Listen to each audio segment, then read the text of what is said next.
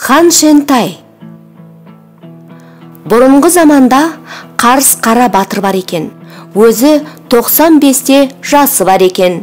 Өзінің әйелі бар екен 85 жаста. 10 мың жылқысы бар екен. Және бір жерде Дөнен қара бағыс, Құнан қара бағыс, Жақсы жирен атты кенже қара бағыс бар екен. Бұл үшеуі келген. Қарыс Қара батырдың жылқысын алып кеткен. Қарыс Қара батыр оны білмей қалған. 3 күннен соң білген жылқысын алып кеткенін. Өзінің қолында қалған таусары ат болған. Әйеліне батыр: менің жылқымды 3 қара бағыс алып кетті, қуамын артынан деді. Әйел айтты: қума, сені өлтірер деп. Бағыс: өлсем өлейін дейді. Батыр таусары атын ұстап келіп мініп жөнеледі. 3 күн бұрын алып кеткен жылқысын 3 сағатта қуып жетті. 3 қара бағыс оны ұстап алып кетті. Үйіне алып барып 40 құлаш шыңырау қазып, соның ішіне Қарыс Қара батырды тастады. Құдықтың аузын тақтаймен жапты. Оның сыртынан кірпіш соқтырды. Тағы оның сыртынан бір дария әкеліп орнатты. Дарияның сыртынан 40 кісі қарауыл қойыпты. Оның өзі кеткенде үйде қалған 85-тегі әйелі жүкті болған. Одан бір бала туды. Баласы 15 жасқа келгенде шешесінен сұрады: атам қайда? Деп шешесі айтады: атаң сенің жоқ деді. Бала айтады: мен қайдан тудым? Дейді. Шешесі атасын айтпайды, айтсам атасын іздеп кетер деп ойлайды. Сол бала асық ойнап жүреді. Бір кемпір айтты: балам, сен өзің жақсы баласың, сен мұнда не қып жүрсің, атаңды іздемей? Бала айтты: сіз атамды білесіз бе? Кемпір айтты: білемін, атаң Қарыс Қара деген батыр еді, 10 мың жылқысы бар еді. Сол жылқысын жау алып кеткен, атаң соның артынан кеткен. Сол атаңның өлі екенін, тірі екенін білмеймін, сен сол атаңды іздеп тауып алсаңшы. Бала қайтып келді, шешесіне айтты: шеше, сен менің атам жоқ деп едің, менің атам бар екен, сол атамның артынан іздеймін. Сол сағатта жаудың қолынан таусар ат қашып келеді. Бала бұл таусар атты ұстап алады. Таусар ат балаға айтты: балам, сенің атаң жау қолында тұтқында жатыр еді. Атадан туған ер болсаң, атаңды табарсың. Атаң әлі тірі. Мен атаңның атымын деді. Баласы атасын іздеп жүрмек болды. Таусар атты ұстап алып мініп жөнелді. Таусар ат баланы көтере алмайды. Бала түсе қалып, таусар атты қолтығына қысып желіп кетті. Бір заманда бір дария көлге жетті. Келе жатқанда сол дарияның сыртындағы қарауылда тұрған 40 кісі бір-біріне соқтығып қырылыпты. Сол бала келіп жеткен соң: ассалаумағалейкум, неткен жан едің депті. Ол кісі айтты: сен көз көрген жерден бізге қарап желгеніңде бір-бірімізге соқтығысып қырылып жатырмыз. Бала айтты: сен кімсің? Ол айтты: біз 3 қара бағыстың нөкерлеріміз. Бала айтты: сіздер мұнда не қып жүрсіздер? Қарыс Қара батыр деген алыпты күзетіп тұрмыз. Бала айтты: Қарыс Қара батыр менің әкем болар, деп сол жерде 40 кісінің басын алды. Сол дарияны жарып бір жаққа ағызды. Сонан соң құдықты ашып атасын шақырады: атам өлі ме, тірі ме? Деп. Сол атасы жауап бермеді. Бағанағы дарияны қайта жарып алып келіп, сол құдыққа құяды. Тағы атасын шақырады. Атасы кішкене жауап береді. Және екінші жерден бір дарияны жарып әкеп құяды. Атасы судың бетіне қалқып шыға келеді. Ассалаумағалейкум деп бала сәлем берді атасына. Уағалейкумассалам балам деді. Сол жерде: бала, сен кімнің баласысың деді. Мен Қарыс Қара батырдың баласымын. Олай болса, біз сіздің атаңыз болармыз. Ал балам, мен мұнда келіп мұндай болдым. кел, екеуміз қайтайық үйге. Бала айтты, мен қайтпаймын. Андаға әкеткен 10 000 жылқының артынан іздеп барам дейді. Қой балам, сен түгіл, сенің әкең менің де халім келмеді. Мен мұнда жатқанымда сен іздеп келіп мені шығардың. Сен тұтқынға түскен соң сені кім іздеп тауып алады? Мен қартайдым, осы есенімізде қайтайық үйге. Баласы айтады, ата, мен қайтпаймын, сол жылқымның артынан іздеп барып өлсем, өлейін, дейді. Атасын Таусары атына мінгізіп үйіне қайтарады. Аман бол, ата, деді. Екеуі амандасып айрылсат, бала жылқысын іздеп кетеді. Бір заманда, күндер болғанда бір тауға келеді. Таудың үңгірі бар екен. Енді таудың үңгірінің ішінде бір кемпір жатады. Кемпірдің үйіне бұл бала келеді. Ассалаумағалейкум, кемпір, деді. Уағалейкумассалам, балам, деді. Кемпір айтты, түсің қандай суық адамсың, деді. Бала айтты, мен мүсәпір адаммын, дейді. Кемпір балаға айтты, кел балам, емшегімді берейін, емші, деді. Бала келіп еме берді. Кемпір көгеріп талып қалды. Бала емшегін қоя беріп, кемпір, айтқан сөзің осылай ма еді? Емшегіңді емгенде талып қалдың, көзіңді ашып, басыңды көтер, шеше. Кемпір басын көтеріп, балам, маған бала бол. Сендей 3 балам бар еді. Бала айтады, шешеке, 3 балаңыз қайда кетті? Қайда кетсін? Жауға кетті. Сен маған бала бол, балам 3 еді, 4-шісі сен боларсың. Бала, жарайды, дейді. Кемпір айтты, маған бала болсаң, сен жасырынып жүре тұр, аз күнге шейін.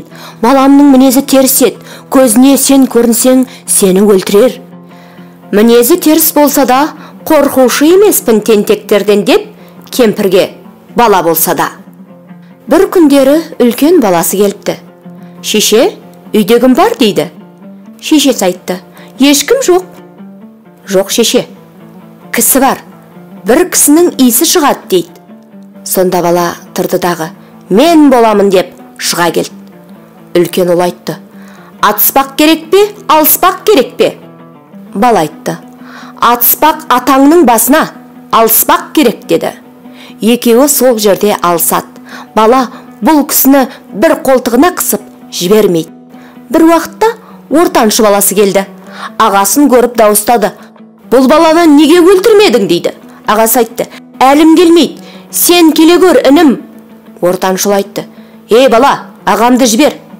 Бала айтты, ағаң түгіл өзіңді өлтіремін, деді. Атынан түсе қалып, ортаншы ұл балаға келеді. Бір бала екеуімен алысады. Екеуін 2 қолтығына қысып тұрады. 2 қолтығының арасы 20 шақырым жер екен. Бір-біріне сөйлесе алмай қалады. Тағы бір уақытта жақсы жирен аты бар кенже қара бағыс келді. Ол одан жаман ақырып келді. Бала, ағамды жібер, өлтірем сені, деді. Бала күлді. Кел бері, сенен де қорықпаймын, бірің түгіл, 3-өңді де өлтірем. Кенже інісі атынан түсе қалды. Алысады. 3-өң бұлай иіп құшақтап алып, бұлай қысып қояды. Аузынан қарақаны кетті. Бағанағы шешесі келді. Балам, менің айтқаным солай ма, деді. Бала айтты, шешем, құп болады, 3 балаңды қоя берейін. Сенің емшегінің сүтін ембеген болсам, мен сенің 3 балаңды қоймас едім, 3-өңін де өлтірер едім. Бала солай деп 3 баласын қоя береді. Шешесі 3 баласымен ақылдасты. Балам, енді қайтеміз? Осы баланы бала қылып алайық. 3 баласы айтты, жарайды, деді. Сол арада бала менен ант ішеді. Сонан соң бала болып жүре береді. 4-еуі қосылып алып, алмаған жауды қоймайды. Сонан соң бір күндерде бала айтты, шешеке, мен алғандай бір жақсы қыз бар ма, деді. Кемпір айтты, саған жарайтығын қыз жоқ, деді. Бала айтты, сіз мұнша жасқа келген кәрі шешемізсіз. Сіз жақсы қызды білерсіз. Сіз оны маған неге айтпайсыз? Кемпір айтты, Жоқ балам, саған жарайтұғын қыз жоқ. Тағы да төртеуі бірігіп алды. Бір жерде алтын сары алып деген бір алып бар екен. Соған төртеуміз жиылып барайық. Соның 3 қарындасы бар еді. Соны 3 ұлға алып бермек болады. Төртеуі алтын сары алыпқа барды. 3 күн төбелесіп соғысады. Алтын сары алыптың күші жетпегесін 3 қарындасын 3 қара бағысқа береді. Олар бұл қыздарды әйел қылып өз үйіне қайтып барады. Бала кемпірге айтты: шешеке, бір қызды маған таппадың ба? Кемпір айтты: жоқ балам, саған лайық қыз таба алмадым. Бала айтты: өз балдарыңа қыз таптың, біз оларға 3 қыз әкелдік. Маған неге таба алмайсың? Кемпір айтты: балам, мен саған айтайын, бір қыз бар, бұл қыз саған жарар еді. Солай болса да, ол қыз тұрған жерге бара алмайсың, барсаң да қайтып мұнда келе алмайсың. Бір естіген едім, Айнахан деген бір хан бар, оның сұлу қызы бар екен деп естимін. Оның жолы қиын еді. Оның бер жағында 40 күншілік жер бар екен. Жанып тұрған от дейді. Құс ұшса қанаты күйеді, ат жүрсе тұяғы күйеді. Оның ар жағында от дария бар екен. Ол да 40 күншілік жол екен. Құс ұшса қанаты күйеді, ат жүрсе тұяғы күйеді. Бала айтты: оған мен іздеп барамын. Құдай сақтаса, мен одан аман сау өтермін. Шешесі айтады: өзім қарап алып жүрейін. Сүйген қызың болса алып берейін. Бұл жолға барма балам дейді. Шеше, соған өлсем дағы барамын дейді. Бала енді кенже қара бағысқа барады. Жақсы жирен атын сұрағалы. Ағам, маған жақсы жирен атыңды бер, алыс жолға барамын дейді. Кенже қара бағыс айтты: мен 2 ағаммен сөйлесейін. 2 ағам жаратса берейін, жаратпаса бере алмайым. Кенже қара бағыс ағасына келді. Үшеуі сөйлеседі. Берсек өзімізге жаман болады. Мұндай ат табылмас. Және бермесек тағы жаман болады. Бізден тартып алып кетер. Берейік, дейді. Атқа келіп айтты: алысқа барған соң туылап, жығып қайтып кел, дейді. Солай айтқан соң жирен атты балаға береді. Бала атты алады. Таусылмас азық қылды, тозбас киім алды, атқа мініп жөнелді. Біраз жол жүрген соң есіне түсті: менің атым жоқ, жоғалсам кім деп іздейді мені? Шешесіне қайтып келеді: шеше, маған ат қойыңыз. Шешесі айтты: қолыңды жай балам, қара қарыс батырдың баласы, қабырғаңда қаяу жоқ, омыртқаңда буын жоқ, Ханшентай деген батыр бол. Атса мылтық өтпесін, шапса қылыш шаппасын, жортқанда жолың болсын, жолдасың қыдыр болсын. Ғайсалам пайғамбар болсын, Әзірет әлі пайғамбар қуатын берсін деп, кемпір баласына қара дәрі деген дәрі берді. Өзіңе жаман болса, осы дәрі жаңа жақсы болар, деді. Амандасып, бала жөнеліп кетті. Бір заманда келе жатыр еді, алдынан бір алып шығады. Бала айтады: ассалаумағалейкум, Ақшұбар атың астыңда ақ кірпіш батыр амансыз ғой? Уағалейкумассалам, қарыс қара батырдың баласы, қабырғаңда қаяу жоқ, омыртқаңда буын жоқ, Ханшентай батыр, өзіңіздағы амансыз ба? Бәрекелді. Өзің сен жарайсың, астыңдағы атың жарамайды. Атың өзіңе дұшпан екен, оңдылығы жоқ екен сенің атыңның. Ханшентай батыр, қайда барасың? Ханшентай айтады: қайда барайын? Айнаханның қызын алайын деп іздеп барамын. Ақ кірпіш айтты: ойбай, сен түгіл, мен дағы іздеп барып, маңдайым тасқа тиіп, табаным жерге тиіп, ала алмай қайттым. Сен қандай кісісің, барам дейсің? Сен қайт, ала алмассың. Ханшентай айтты: кірпіш батыр, үйден еркек боп шығып едім, ұрғашы боп қайтып қайтам. Енді не де болса барамын. Ақ кірпіш айтты: барсаң есен бол, атыңа сенбегейсің. Ханшентай айтты: менің атым жамандық қылмас маған, сен дағы аман бол, деп жүре береді. Сол жүргеннен жүріп бір заманда күндер болады, алдынан тағы бір алып шығады. Ханшентай айтты: ассалаумағалейкум, майысқақ жирен атың бар астыңда, солқылдақ қызыл найзаң бар қолыңда, ерке сары алып батыр амансыз ғой. Ассалаумағалейкум, қарыс қара батырдың баласы, қабырғаңда қалың жоқ, омыртқаңда буын жоқ, Ханшентай батыр өзің дағы амансың ғой. Бәрекелде, өзің жарасаң да атың жарамайды екен. Ханшентай сұрады: менің атымның несі бар? Ерке сары айтты: атың сенің бір жерде дұшпандық қылар.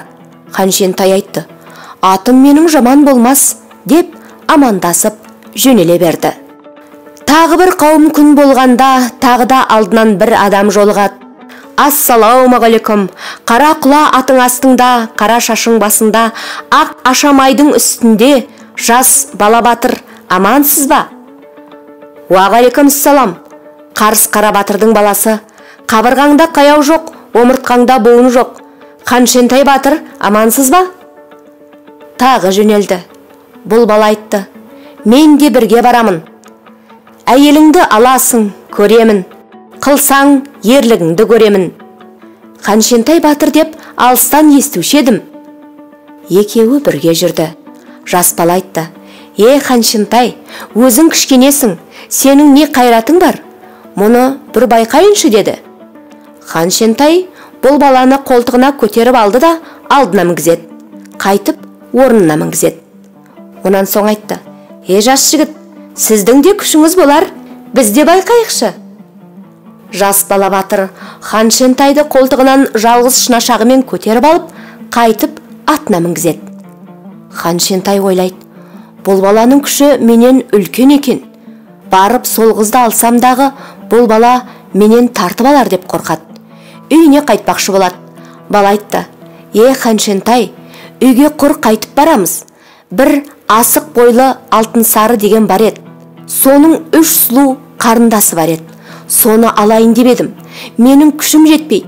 Екеуміз барып, күшіміз жетсе алсақ қайтеді. Күшіміз жетпесе ұрдырып, жаралы қайтсақ қайтеді. Ханшентай айтты: жарайды, барайық, дейді. Екеуі іздеп келіп соғыс қылды. 7 күн 7 түн дөң жерде ой қылды, тұман қылды. Алтынсары алыпты өлтірді, 3 сұлу қарындасын балаға алып берді. Сол елге баланы хан қылды. Содан соң Ханшентай Айнаханның қызын іздеп кетті. Бір замандар болғанда, бағанағы 40 күншілік жанып тұрған отқа келді. Оттан жүре алмайды беті күйіп. Енді Ханшентай уайым қылды. Сол жерде атын байлап ұйықтайды. Жирен ат айтады: Ханшентай, түрегел, уайым қылма. Мен сендік болдым. Менің байым саған бергенде қашып кел деп еді. Мен сені тастап кетпедім. Менің ерімді ал, аунайын, жүгенімді ал, қунайын, деді. Ханшентай ерін жүгенін алды. Ат аунады, түрегелді, елден шыққан жаңа қалпына түсті. Маған 2 жағыма 2 қапшық тас арт. Мен ойдан ойға шауып, қырдан қырға шауып қызармын. Сонда маған мініп қызыл отқа түс. Сол оттан мен жүрермін. Жүргенде менің үстімде саған салқын жел болар. Одан алып шығармын сені. Ханшентай сол атқа тағы мінді. 40 күншілік от жолына түсті. Бірнеше уақыттан соң оттан шықты. Шыққанда аттың 4 аяғы күйіп түсті. Ат айтты: Ханшентай, енді мен өлемін, аман бол. Сол жерде ат өлді. Басында отырып Ханшентай 3 күн жылады. Ас ішпей жатса, ұйықтап қапты. Түсінде шешесі келіп: Ханшентай, неге жылайсың? Мен берген қотырдың қара дәрісі қайда? Ханшентай шошып оянды. Қара дәрі есіне түсті. Қара дәрісін алды. Бисмиллахир-рахманир-рахим деп, менің қолым емес, шешемнің қолы деп, дәріні атқа жақты. Ат дүр-дүр сілкініп ұшып түрегелді. Ханшентай қуанғаннан үйден шыққан қалпына түсті. Бір күндерде алдынан бір қауым қара көрінді. Жирен ат айтады: осы көрінген қара Айнаханның елдерінің жандары шығар. Біз бұл қалыбымызбен бармалық. Біздерден қорқар. Ақырын ептеп жүріп алайық қызын. Мен түрімді өзгертіп жаман күрең тай болайын. Сен түрленіп бір таз бол. Екеуі де түрленеді. Сол күрең тайға мініп тазша бала болып бағанағы қарайған шаңға келді.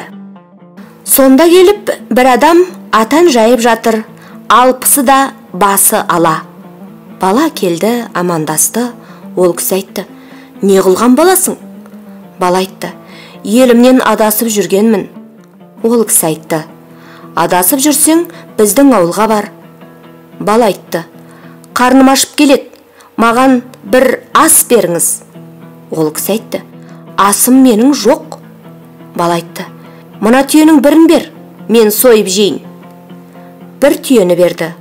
Бала көтеріп жығып бауыздап, сойып, от жағып, отқа пісіріп жеді. Бір түйені бірақ өзі жеп қойды. Ол кісі айтты: тойдың ба? Бала айтты: бір түйенің несіне тояйын? Ол кісі айтты: тоймасаң тағы да екінші түйені же. Оны да бала жеді. Енді тойдың ба?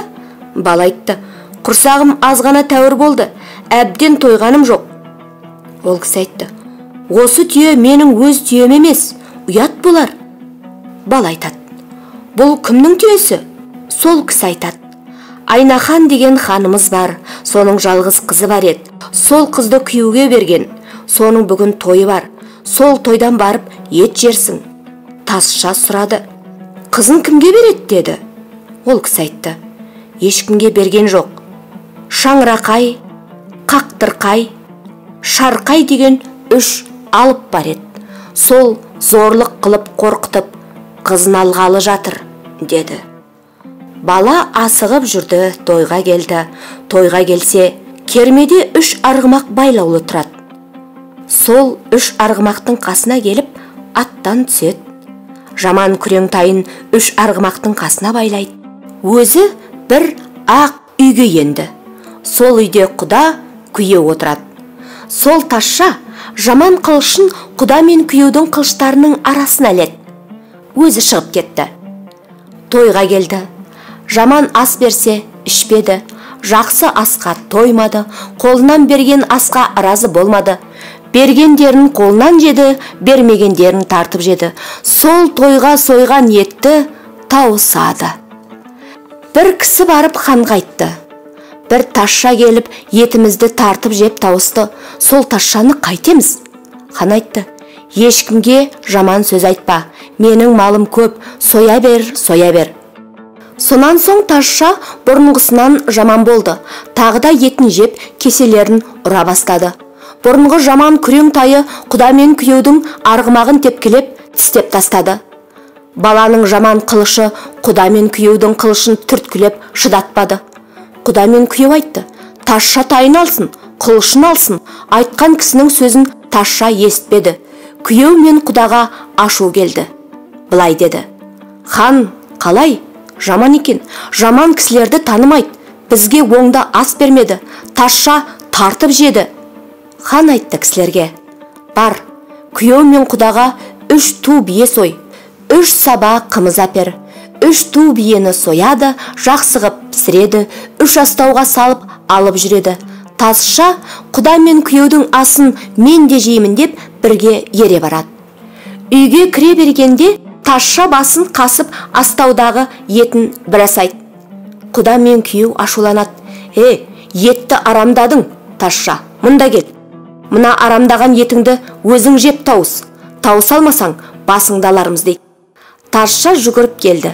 3 астау етті 3-ақ рет асады. Астауын төңкеріп тастап шығып кетті. Бағанағы Айнаханның қызы отыр екен, оның қасында бір қыз отыр екен. Сыншының Сарықыз деген қызы. Тазша шығып кеткен соң бұл қыз: апырмай, жігіт екен деді. Айнаханның қызы сұрады: сен кімді жігіт деп айттың? Әшейін деймін. Айнаханның қызы айтты: жоқ, нанбаймын сөзіңе, сен бір нәрсені білесің. Қыз айтты: Айтайын саған, сен ешкімге айтпа. Сені мына отырған қақтырақай алмайды.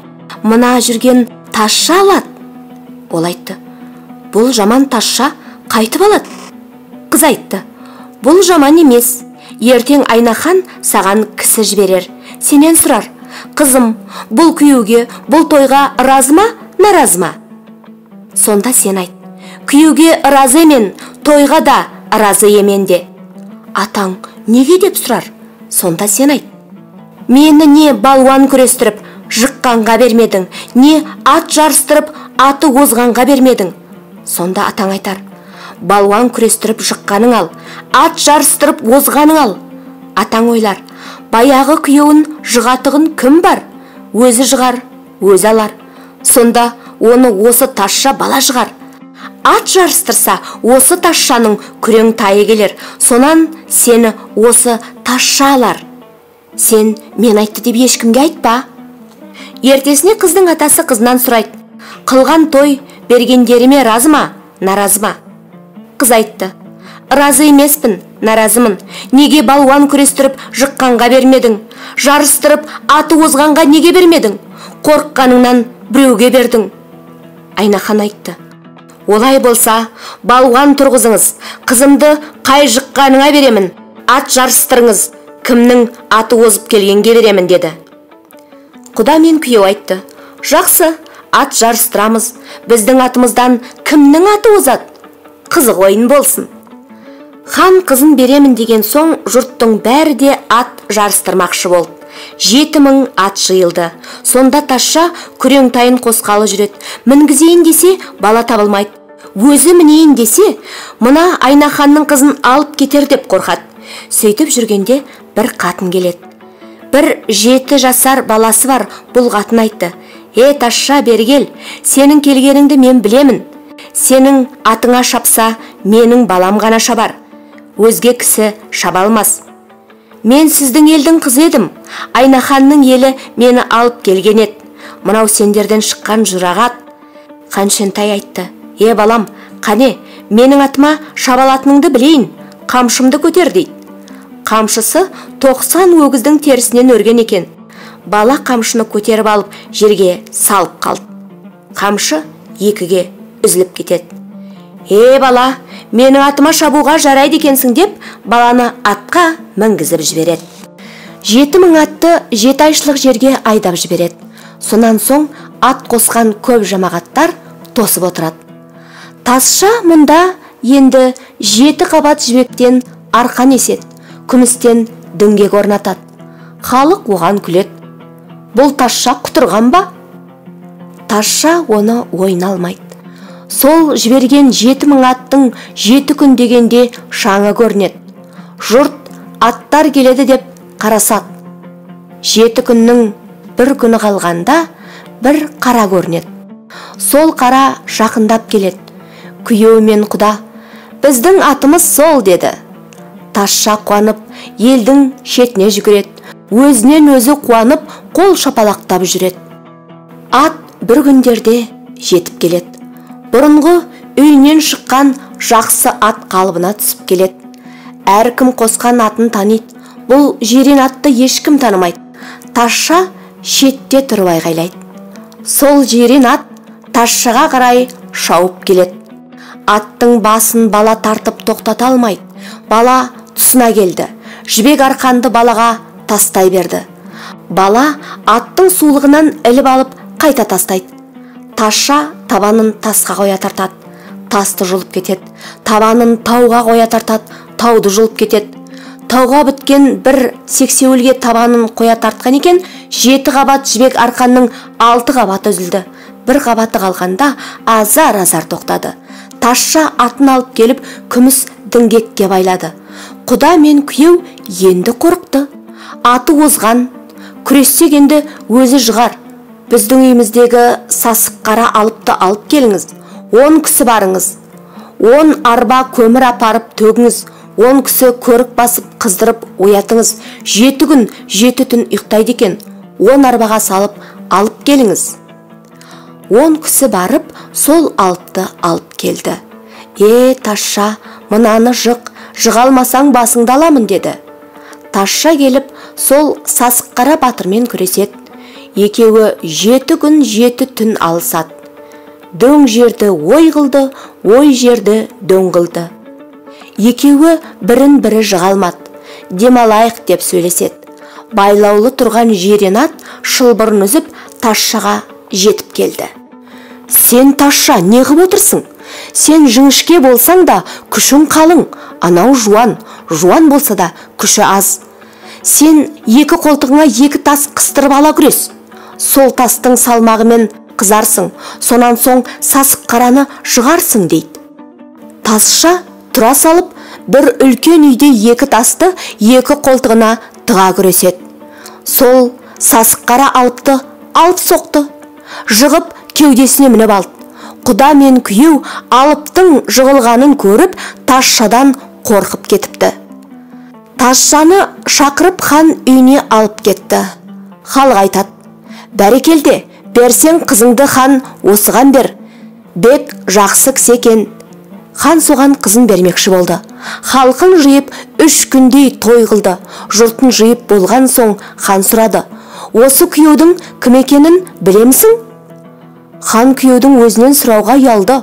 Жұртын жиып сұрайды. Сонда бірде кісі білмейді. Сыншының сары қыз айтады: «Білсем мен айтайын кім екенін, білмесем мені сөкпессіңдер». Хан бұл қызды шақырады. Сыншының сары қызы келіп айтты: «Апырмай, бұл кім болды? Жер астындағы қара түн деген ол емес. Қара құла ат астында, қара шашы басында жас батыр десем ол емес. Майысқақ Жиренат астында, солқылдақ қызыл найза қолында ерке сары алып десем ол емес. Асық бойлы алтын сары десем ол емес. Ақ шұбар ат астында кірпіш батыр десем ол емес. Құнан қара бағыс десем аты ұқсаса да, садағы ері ұқсамайды.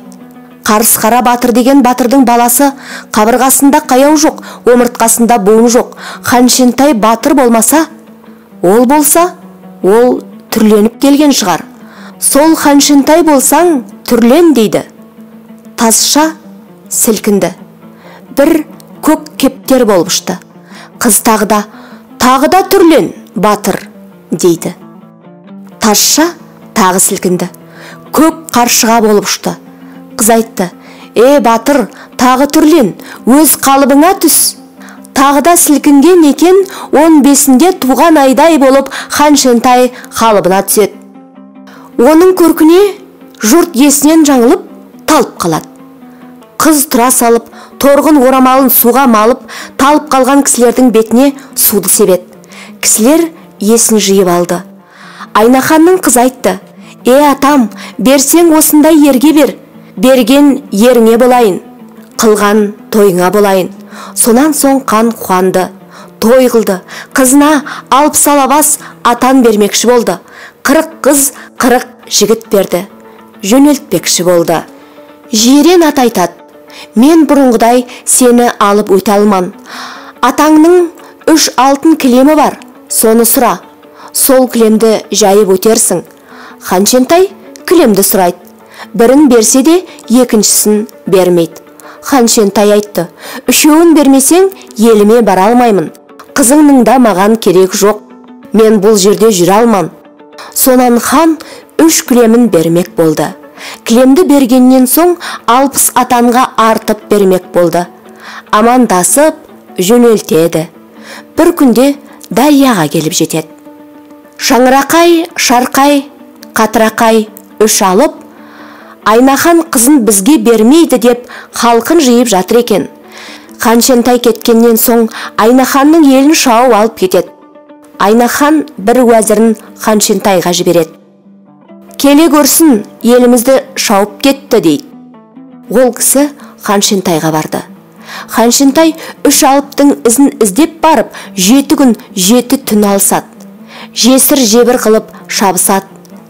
Шауып алып келеді. Айнаханның елін бұрынғы орнына қайтарады. Шаңырақай, Шарқай, Қақтырақай 3 алыптың елін бұрынғы Жиренатқа шапқан балаға береді. Бұл бала олардың еліне хан болып тұрады. Балаға айтты: Тағыда не керек саған? Бала айтты: маған көп нәрсе керек жоқ, сыншының сары қызын алып берсеңіз жақсы болар еді. Сыншының сары қызының көңілі балада болады екен, баланың көңілі қызда екен.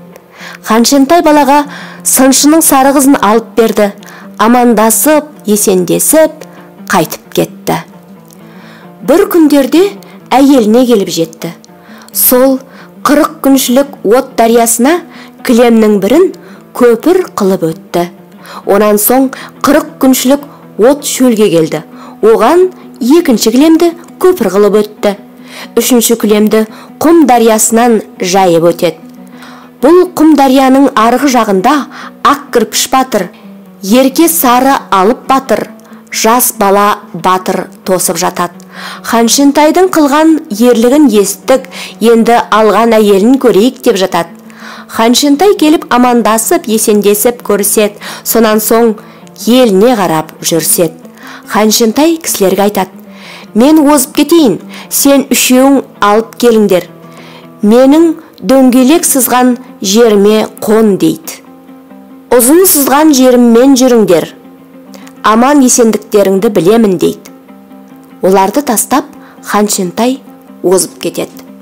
Озып кеткен соң, түнеугі күні сыншының сары қызының айтқан жер астындағы қара түн деген алыптың Айнаханның қызын алсам деген ойында бар екен. Ол бұрын Айнаханнан қорқып жүрген екен. Ханшентай алып жүргенде артынан бірге қуып келе жатыр екен. Ханшентай кеткеннен соң жердің бетіне шығып, Ханшентайдың әйелін алып сала бас атан 40 қыз, 40 жігіт дүние мүлкін, малының бәрін асап жалмап жердің астына түсіп кетті. Бағанағы 3 алып жердің тесігіне бірге түсейін деп еді, аяғын тықса, аяғы жермен кесіліп шолақ боп қалды, қолын тығып еді, қолы шолақ боп қалды.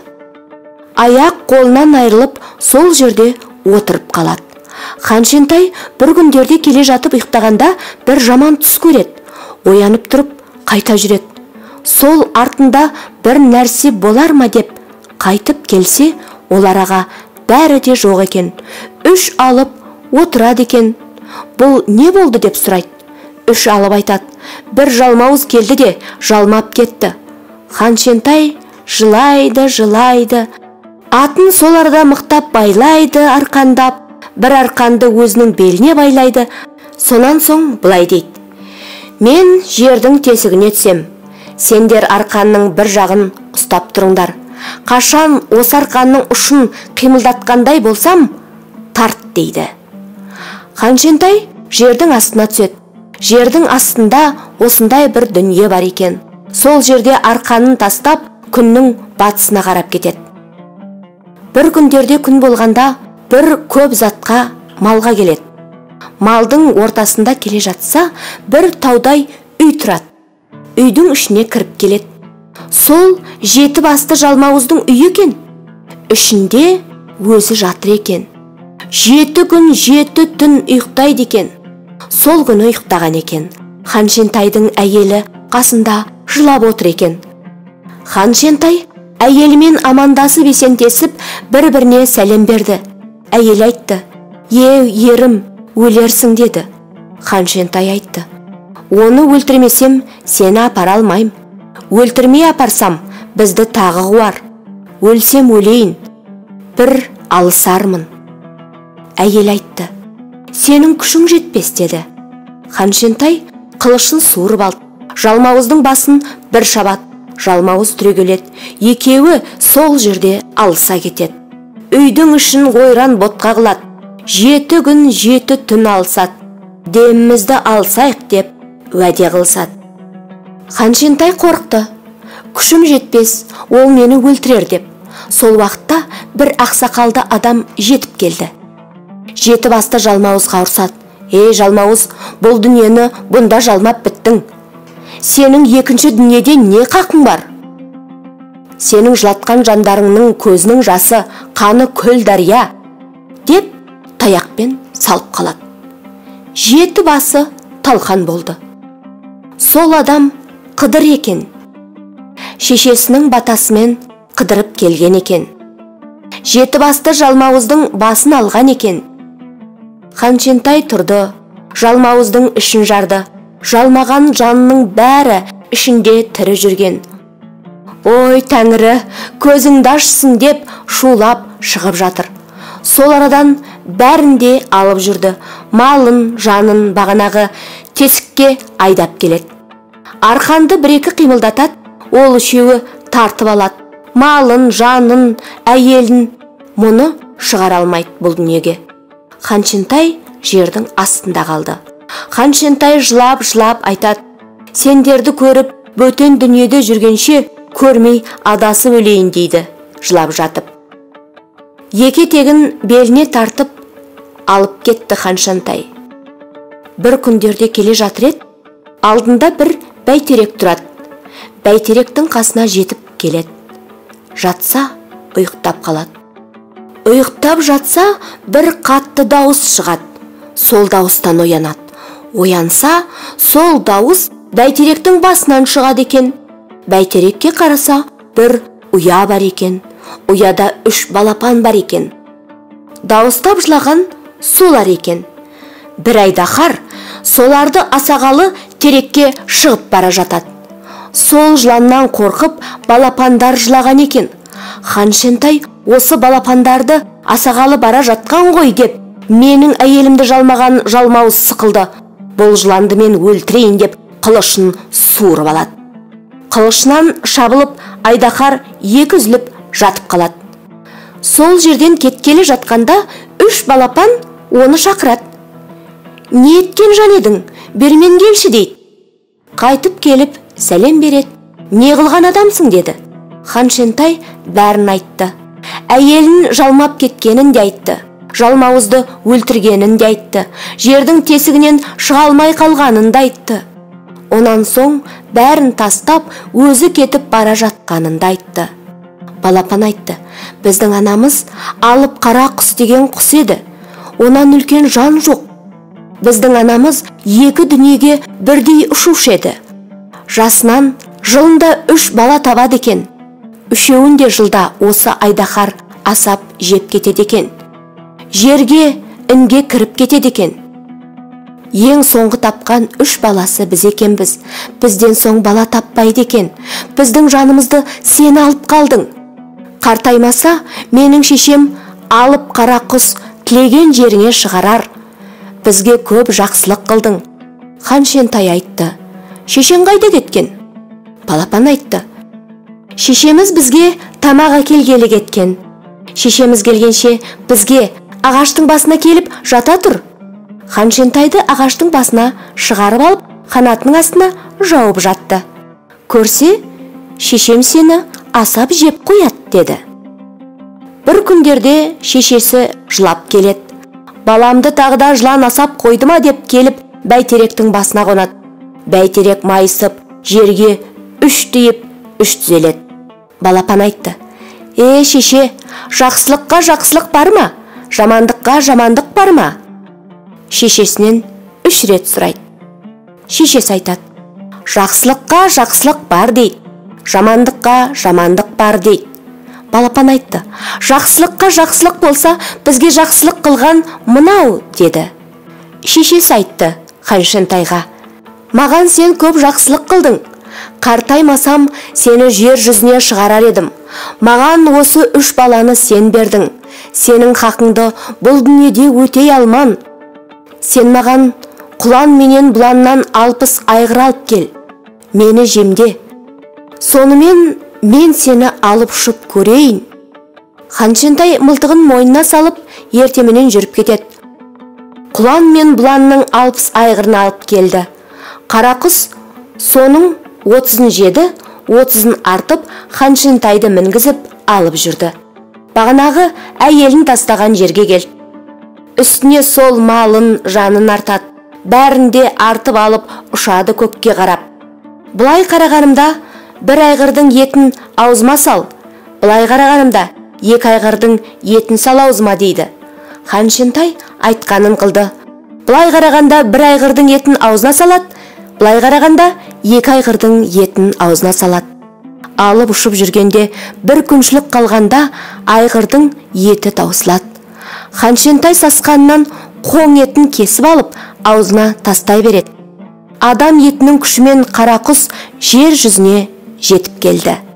Алып келсе, бұрынғы тастап кеткен 3 алып, азып, тозып кеткен екен.